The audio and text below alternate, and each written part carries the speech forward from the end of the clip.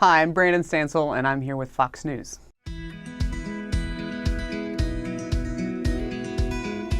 I wrote Hometown as a song, kind of a representation of my coming out story. I grew up in a small town in Tennessee, just right outside of Chattanooga.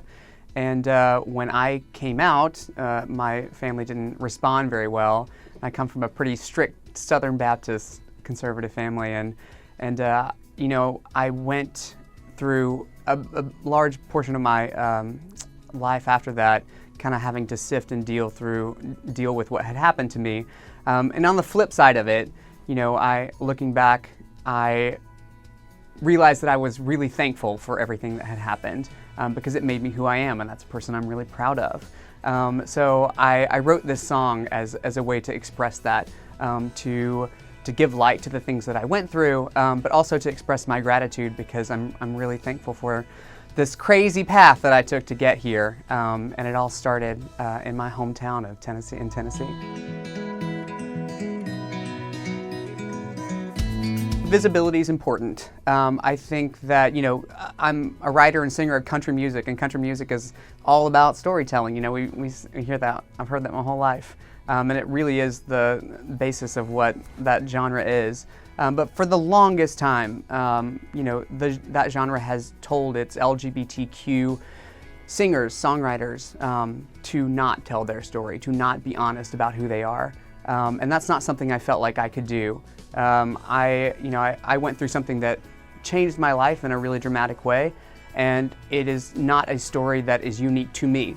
There are so many people who are LGBTQ, who are lovers of country music, who never hear their stories played out on the radio. They never see them played out on CMT, and it really makes for a very isolated and lonely feeling when that is the music that you love, but you never see yourself reflected in it.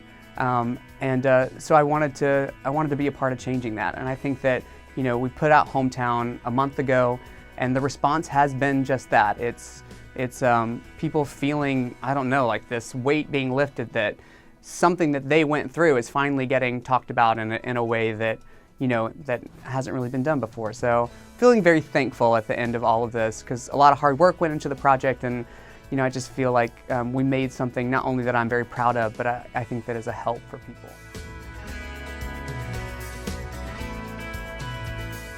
I think that a lot of people would guess that I would, but honestly, I've had nothing but like good things said to me and about me, which I'm really thankful for. And you know, my friend Cody Allen, who's a host at CMT, he said the same thing. You know, Cody came out; he had already established himself within the country music scene, and then had a great career, and then came out. And he said the same thing, that he was really surprised that, you know, his fans were so loving and accepting and just wonderful to him, and so were his bosses at CMT, and so were his fellow artists, and that's really that's been my story as well. So I kind of like to say that people in the South and lovers of country music, they're more open and accepting than we give them credit to be. Probably we just have to give them that chance to really show us.